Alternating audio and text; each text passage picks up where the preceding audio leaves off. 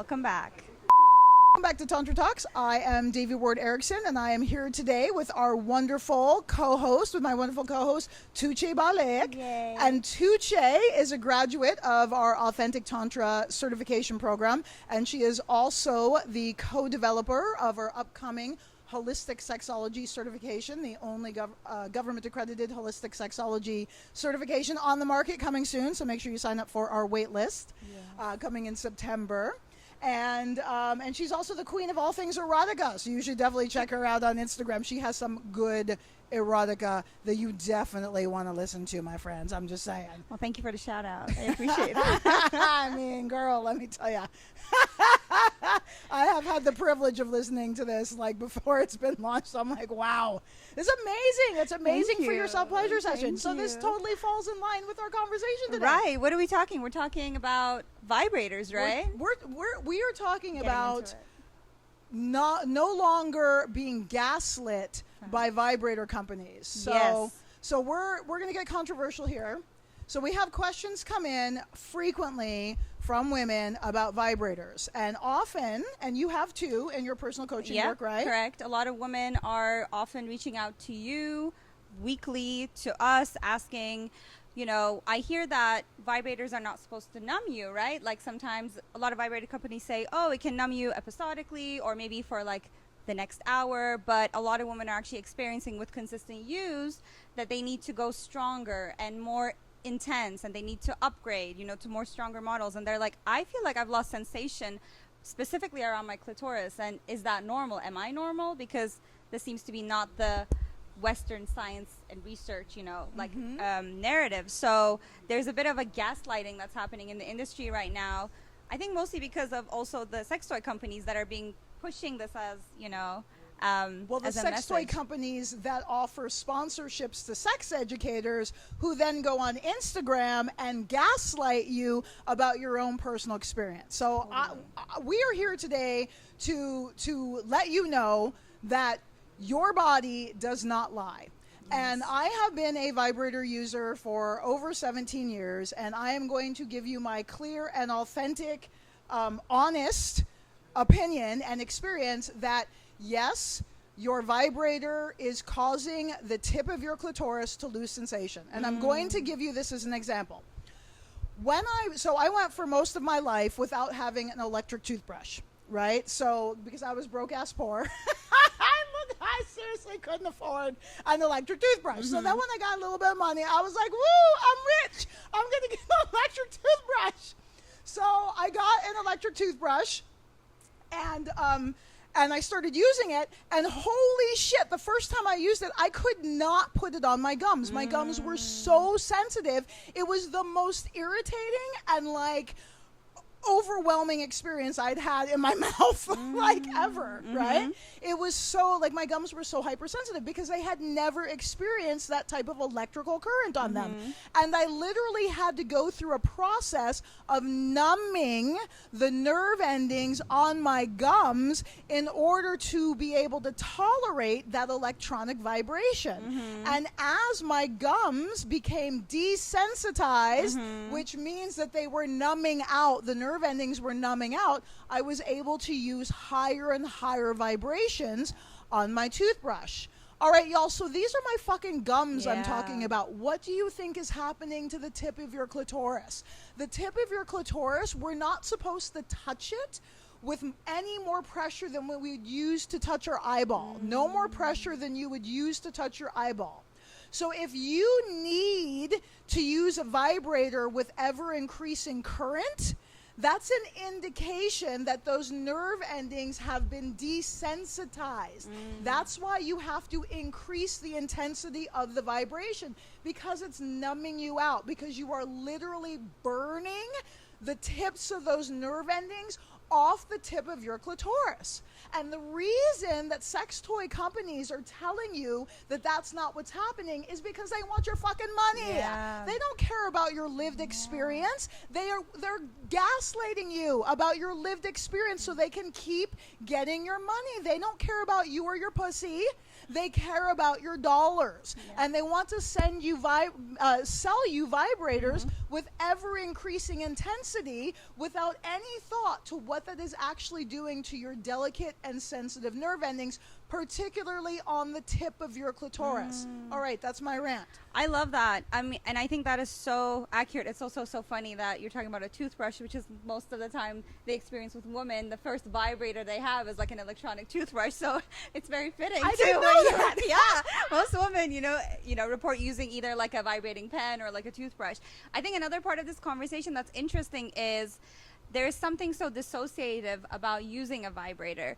I mean, it might also be a controversial take, but I feel like, and we've talked about this a little bit off camera, is like what porn is to men and porn use is very similar to what vibrators are to women, in a sense that there's this disconnect happening. There's this let me go get in and get out, and like quickies are totally fine, but there's something so dissociative about just having a tool that is just this hard vibration that you're just putting it directly on your clitoris. You're probably disconnecting, and you're essentially stimulating your genitals in such a quick way that it's not really possible to stimulate that in a real scenario, like unless you use that. So I think, and again, it's with everything, I think, when it comes to sex in additions, right? Like, I think it's not a reliance, it's an addition, great. If you want to bring it, I'm not saying don't bring it in to play with your partner. We're not saying that, but I think it's more about if you solely rely on a vibrator to feel any sort of pleasure or climax,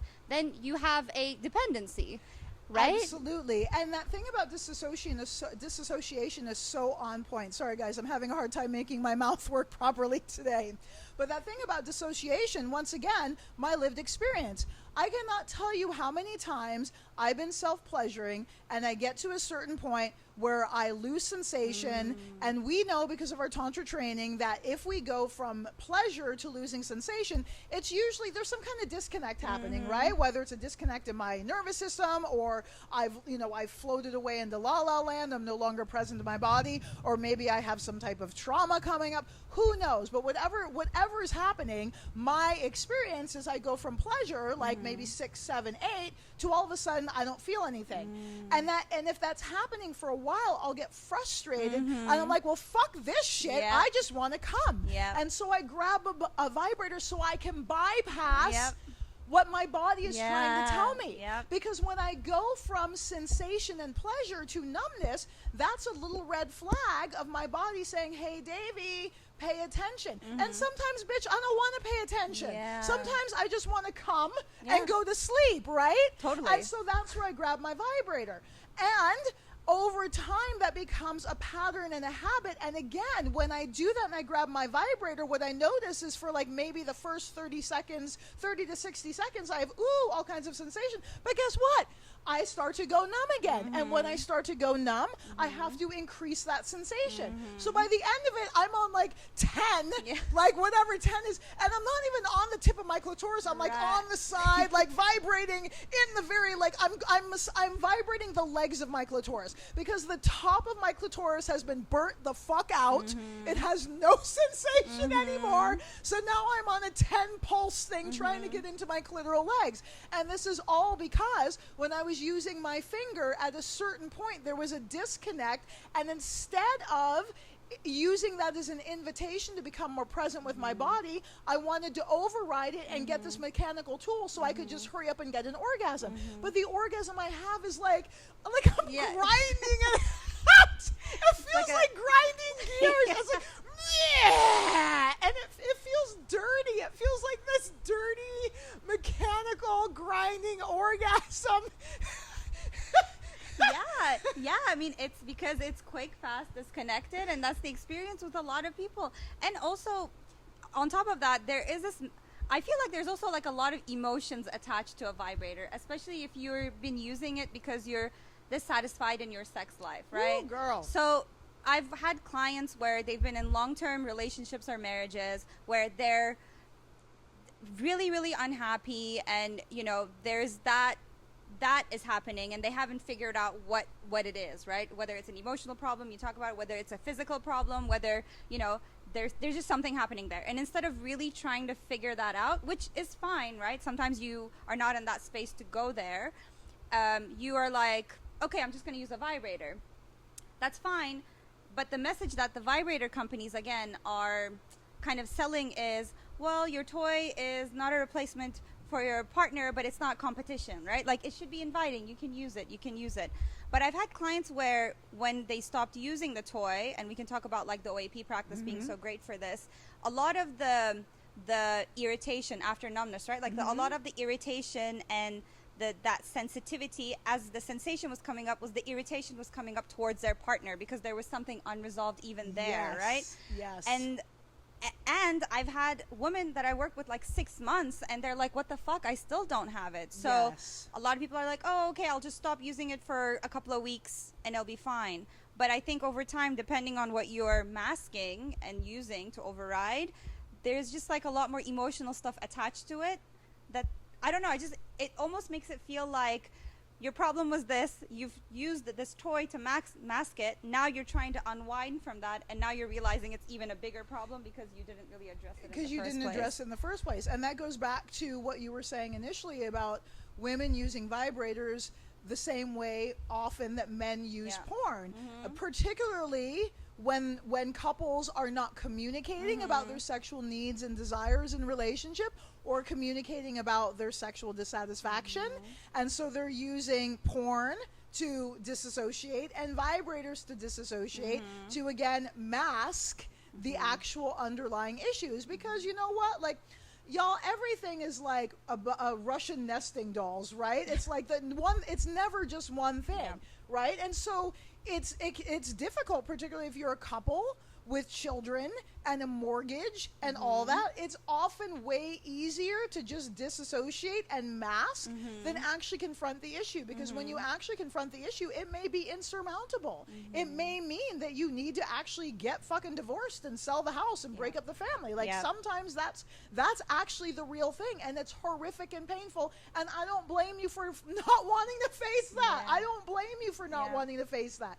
And so sometimes masking is coping, right? It's the only way we can cope, because the pain is so raw and the pain is so real, and to actually, you know, sift through it and get to the bottom of it to resolve it is overwhelming for folks. So I don't want to shame you at all. We don't want to shame you if you're in the position where you're using porn or you're using a vibrator to cope.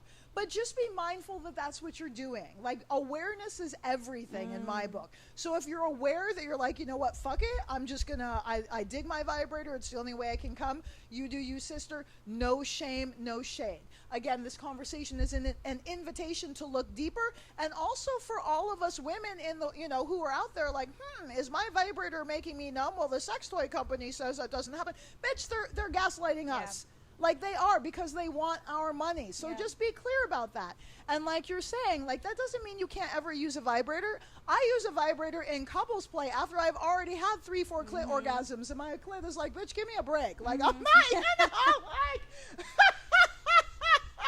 like, and I'm like, but I still want some stuff going on in my clit because he's hitting it from the back, so I need something in the front, right? So, like, details, but anyway, little inside peep and how the show goes down. For sure. I think we're not saying don't use a vibrator. I think it's just about like, what's the intention, what's the use, and like the why of why you're using it. And if you are someone that feels dependent, or you know, you're used to using the vibrator, and then, you know, you try to also solo pleasure without a vibrator, and then there's that like irritation that comes up of like, well, I'm not really feeling like what's happening. It's just an invitation that I think like check in as to like why that's happening, what's coming up there. Be mindful and be aware. Totally. That's always the invitation with these conversations. Totally. You know, no matter how intense and ranty we get or I get, like, that's truly the underlying invitation, is to be mindful and be aware, and don't let these motherfuckers gaslight you about your own experience in your own body. So it would be interesting because, you know, Devi, obviously I learned the orgasmic awareness practice from you, and I think it's one of the most amazing things that we teach, because it's applicable to so many things when it comes to connecting, releasing trauma, expanding pleasure. I mean, there's so many use cases for it, and it's been my go-to, right? When I work with clients, of how to really let go of the dependency and really reconnect. And it's been a very supportive practice. So if there's someone listening and they're like, you know what, this is really resonating with me, I do feel like maybe now I'm realizing that I might have some dependency to vibrators, and maybe I want to start using my hands again, or I want to introduce more like glass ones, and all those good other toys that don't vibrate. Maybe we can talk a little bit about like what those people can do, because in my approach, and I don't know if this is like right, but specifically for one woman that I had, that she was so used to using a vibrator for, like, we're talking like 5-6 years, and there was such a pain, because she said before she started using vibrators, she had so much pleasure, like so much. She was like, I would orgasm one after the other, it would be deeper, and like, and she felt like, because of the stuff that was going on with her husband, she used the vibrator, and coming out of that, there was like a lot of pain of what her body was before, right? The capacity.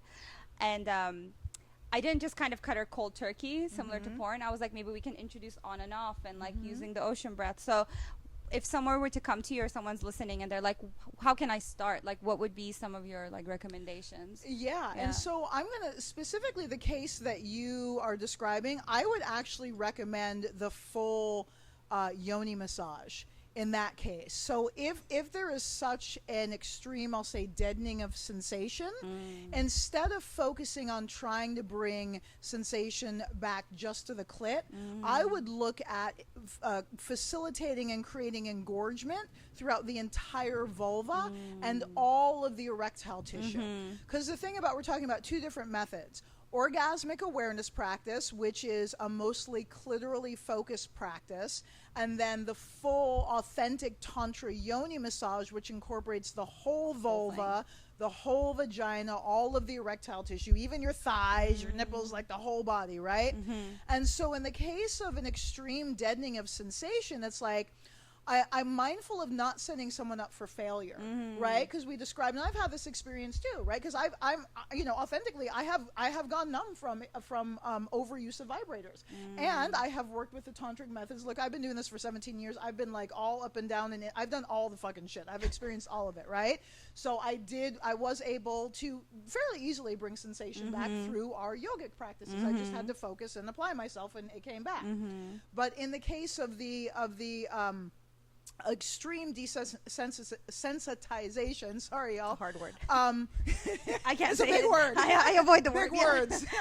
I would focus on the actual yoni massage with the ocean breath, to really just focus on reactivating all of that juicy, like, flesh is the word that comes to me, all of that, like that vulva. And I would also focus on the delicious sensuality of our fingers and our oil and our vulva, and like really, because vibrators are really like to get the job done. They're a tool. They're not really sensuous, right? It's like they're like, okay, but I'm like, oh man, I just had a great sneeze, right? And then it takes longer and more intensity to have deep sneezes like that.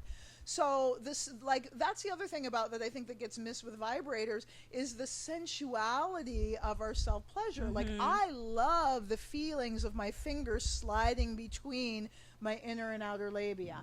I love just like massaging my whole vulva and just like squeezing it and playing with it, right? I love I love exploring my own vulva and finding different areas that have, sensation or no sensation or medium sensation. And it's just like, it's a sensual deliciousness that I think a lot of us experienced as children, maybe not as an erotic experience, but as a sensual experience, because humans are sensual creatures. And most of us, I'm just saying, it's a very human thing when you're about 2 or 3 years old to be playing with your pussy. Like, that's just what we do. And it's not erotic, but it's sensual. And then we get that shamed out of us, right? I remember getting smacked. I remember getting my ass beat for touching my yoni, ass beat for playing with my vulva. So for me in my universe, I really believe that we as women, when we feel empowered to play with our own pussies without needing tools or toys or anything externally, right? we get to reclaim this innocent, pure, and sensuous relationship with our own bodies. That's a really beautiful thing, right? And so I would encourage your client to play with her pussy and but without a goal for an outcome, but to just play and explore and pull and like tug on things and like flap things and just like have a party.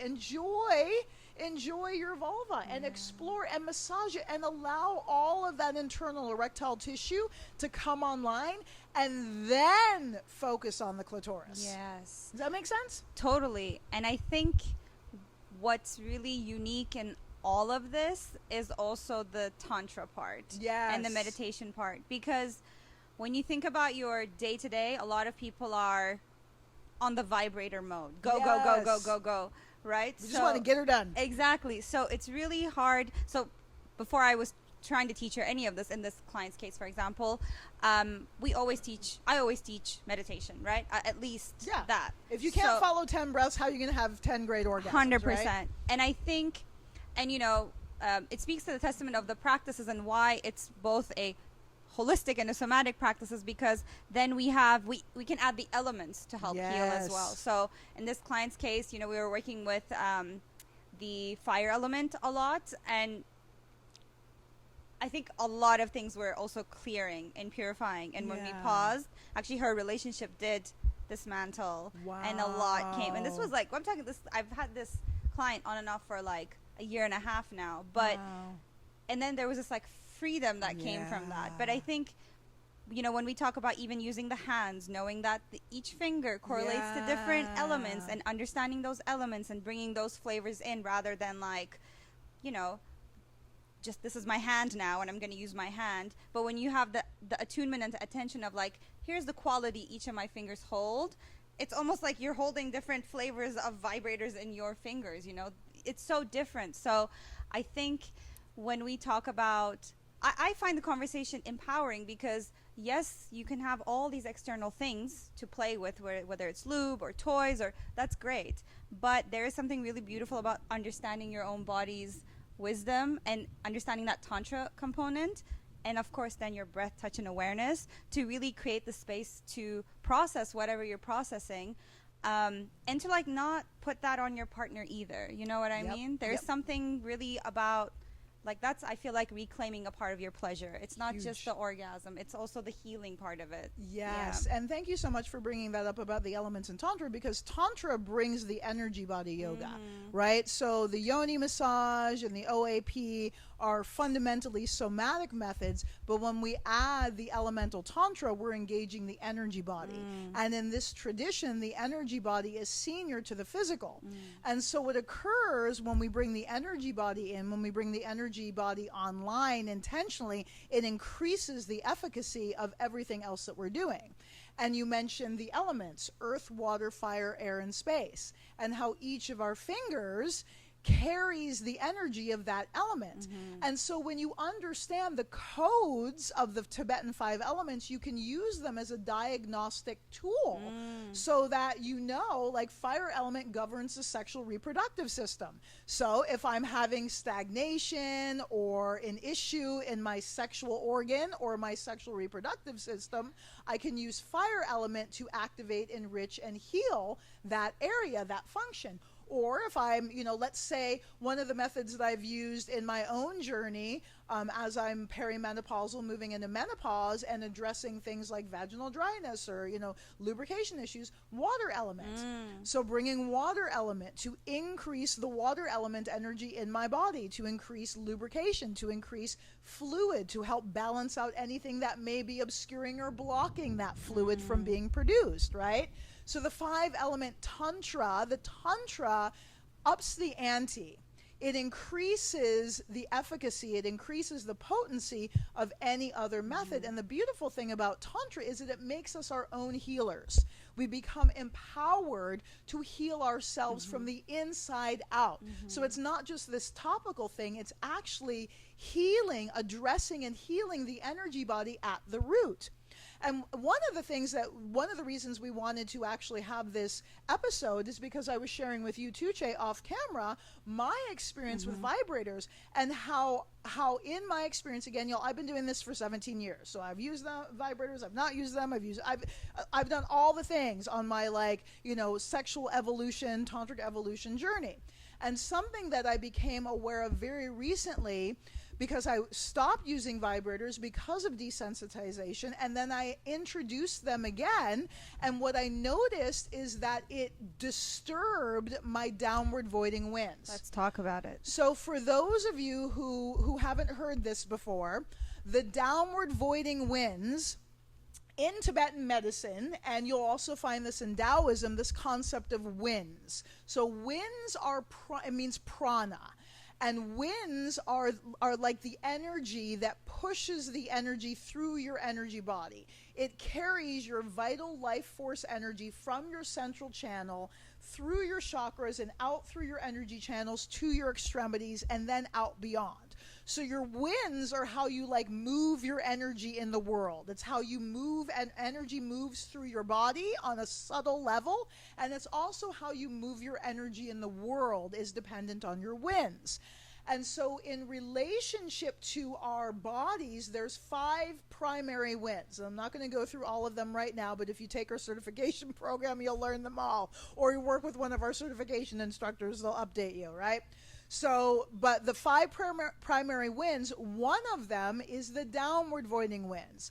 And the downward voiding winds govern everything that occurs basically in your lower end. They arise in the rectum. It's where they, like, originate or sprout from, is the way I think of it. And they govern, like, the retaining and the excreting function of your pee, your poo, your menstrual blood, babies, ejaculate, orgasm, everything that happens in your genital area, even also your like I said, your pooping, your digestive process.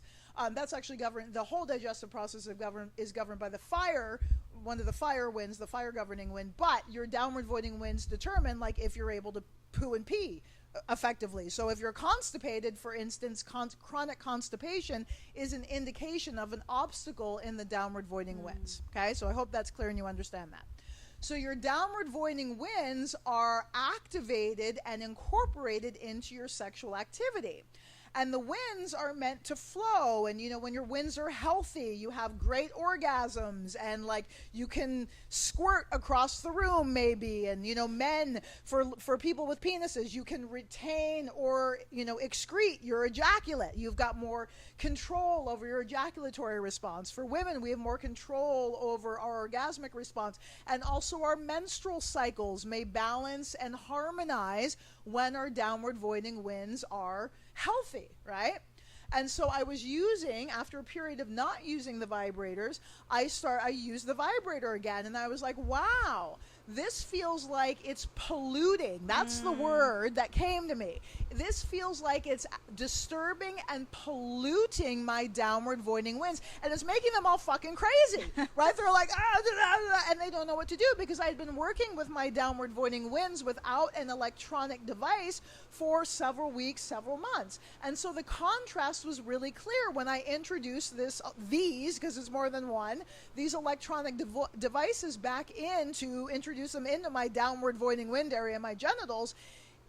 It felt artificial, it felt mechanical, and it felt like it was polluting the energy. I'm just going to use that word again. It felt like it was polluting the energy. And it made me wonder if sexual dysfunctions could be activated by this, or at least accentuated. The sexual dysfunctions like anorgasmia, sexual dysfunctions like fibroid, sexual dysfunctions like menstrual irregularities. And so I'm not saying, woo-woo, like this is the cause. I'm just saying it made me wonder, because of my own experience. It's like with repetitive use and pollution of the downward voiding winds, what else is it affecting aside from my sensation and aside from my orgasm? Because if it's affecting my sensation on the physical level, we know that there's also an effect on the energy body level as well. Yeah, I mean, I think we talked about this. It kind of blew my mind because it probably is, right? Like, it probably is fucking up your downward weighting winds, just because from my understanding of how we balance the winds, of like what I've seen when we balance the winds, you know, it self-corrects, right? Mm-hmm. So things like cold feet, cold hands. So, you know, we know that balance, the winds can go off balance, and then when you balance, there's a correction that comes to the body, and that's expressed physically as well. And so to me, it makes sense, because if you have a toy that's, you know, like stimulating just in one way, up or down or side, whatever that is, it's bringing all that energy and all those winds and just pushing it in one way to it at a speed that you can't even. How are you going to self-correct that? Like, well, and you know, and the point, and one of the things, as you mentioned, like imbalances the winds. One of the things that imbalances the winds is electronics. Well, there you go. There you go.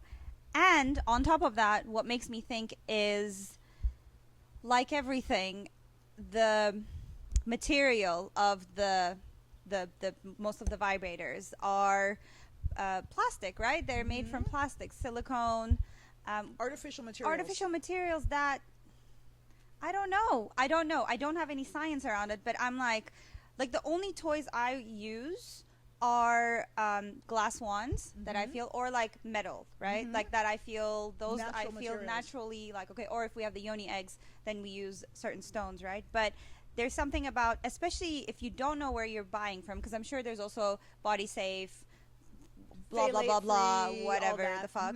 But I don't know, I just feel like we're gonna hear more about it, just because there's just such an increase due to the market. It's a multi-billion-dollar business, right? And it's about lowering cost and pushing it out as effective as you can. And just like, I know I'm circling in the conversation of it, just like when women are getting, you know, the manicures, and the then nails. they're using it, and then they're creating allergies when they masturbate. Yep. It's the same thing. Like, so many women realize after a couple of years, oh, I'm getting these gel manicures, and then when I'm masturbating, it's irritating my genitals, which who would have made that link? I'm sure there's something around toys as well. So yeah, I think the conversation hopefully is also inspiring you to like be more mindful about like what type of material you're consuming, and like in a sense of like putting around your genitals, because I do think we'll hear more and more about what the materials are doing and the contact it's doing, especially because of microplastics. I mean, shit, man, the shit we wear like steeps into our bloodstream. I mean, so if you're using something plastic and like pushing it in, I'm sure it's doing something to it. And to that point, like the genital tissue is some of the most porous and highly absorbent tissue on your body. So whatever you put there is absorbed directly into your bloodstream. And if you're putting toxic chemicals in your genitals, don't you think you're going to have some genital, like there's going to be an effect. There's going to be an effect. Yeah, exactly. And then there was one other thing I wanted to talk about in the conversation of vibrators, which is putting in context why vibrators were even created. Oh. So I don't know how many of y'all have seen the movie Hysteria. If you haven't seen it yet, Google it. You can probably get it on like Amazon Prime or something like that for free.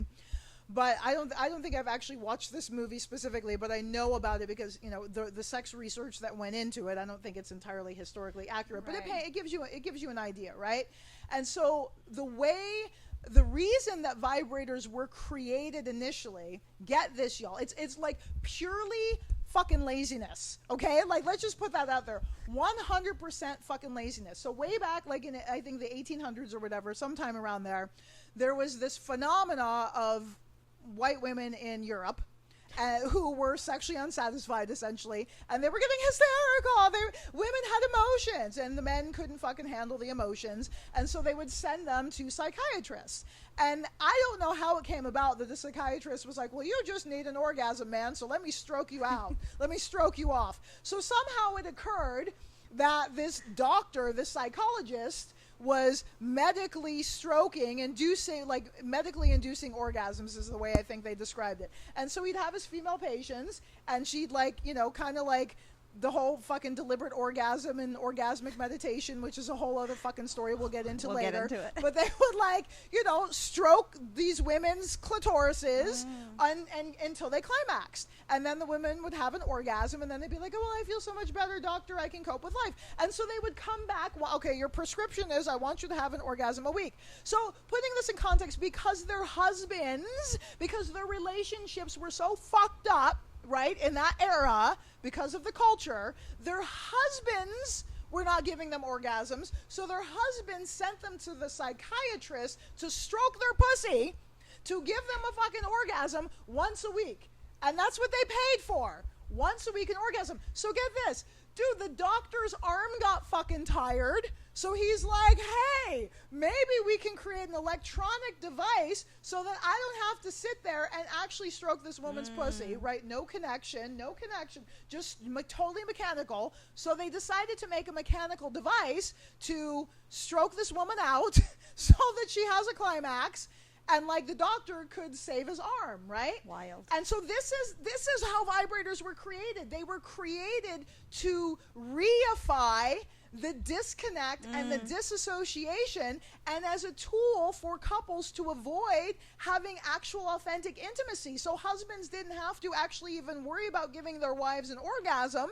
They sent him to a fucking doctor, and the doctor got tired of stroking pussy, so he created a vibrator that would do it for him. Men's fucking laziness. I'm just saying. That's how your vibrator, that's how this whole fucking industry was created. Think about that the next time you use your vibrator. Oh, and this is also during a time period when women weren't allowed to masturbate, because this is when Dr. Kellogg was pouring carbolic acid on children's clitorises if they were caught masturbating. And this is a whole reason that circumcision is a thing. It was instituted by Dr. Kellogg in the 1800s to desensitize the penis so that little boys wouldn't masturbate and to make sex less pleasurable for grown-ass adults. So all this shit that's considered normal in Western mainstream culture, like your vibrator and circumcision, was all instituted to desensitize people and to prevent them from experiencing sexual pleasure. And then we wonder why our vibrator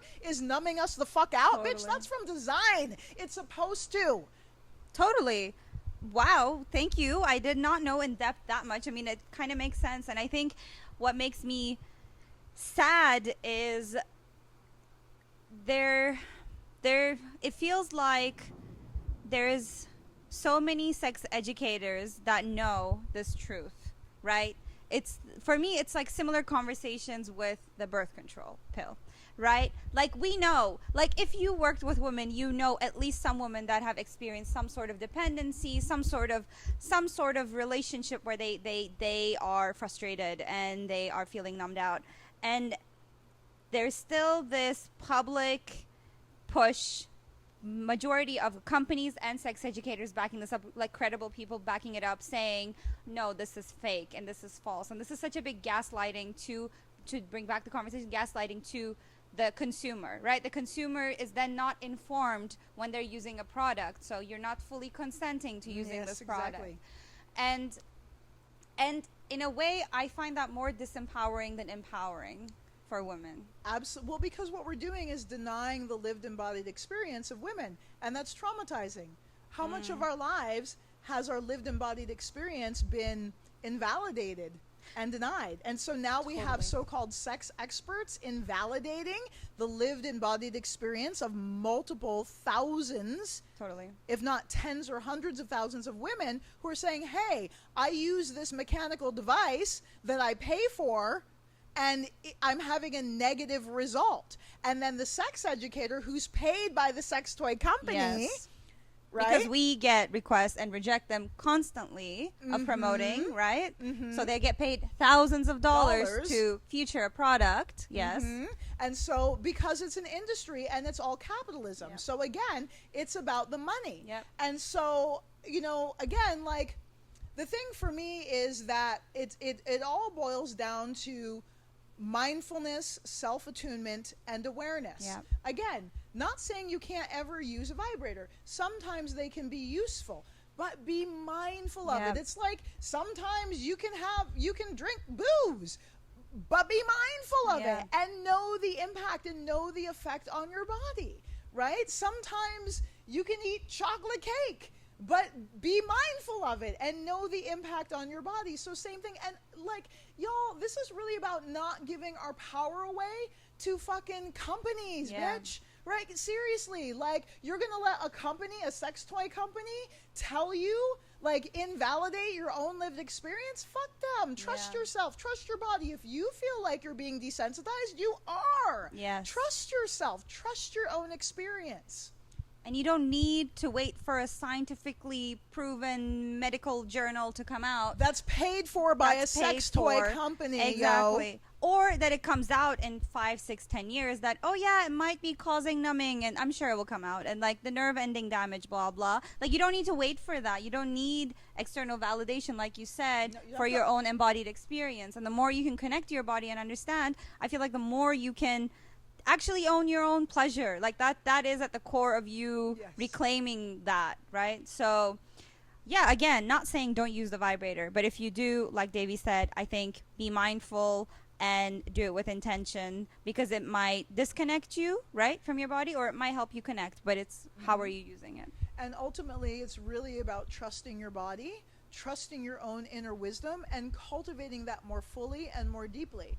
And your sexual pleasure is an incredible opportunity to cultivate that self-attunement, to cultivate that self-awareness, and to really listen to your body. And sometimes it's hard. Sometimes we just want to have an orgasm and go to sleep. I get it. Me too. I feel ya. And sometimes, you know, like, the body's like talking. And it's up to us whether or not we want to listen. And it's okay sometimes to be like, shut up, I just want to go to sleep now. You know, I'm just saying. Sometimes we just need to go to sleep. And circle back to it. Yeah. Like, pay attention. Because our bodies are constantly communicating to us if we're willing to listen. And every time, I found in my life that every time I'm willing to pause and actually listen, a whole, like, literally it feels like a whole other opportunity of embodiment and self-reclamation becomes available. Yes.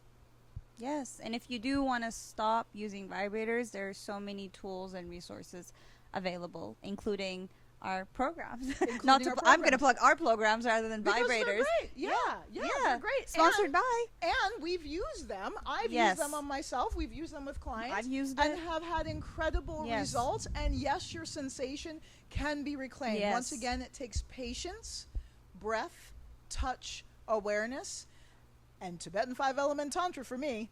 Me too. Probably you as well. Thanks for listening. Thanks for listening to another amazing episode of Tantra Talks. Make sure you sign up for our wait list to be our newsletter, to be informed of our upcoming holistic sexology certification program. You'll be getting new notices and updates this coming September 2025. And stay tuned for next week for another Tantra Talks. Bye, y'all. What's up? Hey there, thanks for listening to Tantra Talks. We hope you loved this episode as much as we did. Make sure you like and subscribe to Tantra Talks on all your favorite listening outlets, YouTube, Spotify, Apple, so you don't miss a single juicy episode. And make sure you head over to authentictantra.com and register for our free introduction to Tibetan 5-element Tantra. Heal, transform, and empower your life with authentic lineage-based Tantra. Too legit to quit. Too legit to quit. Too legit to quit. Too legit.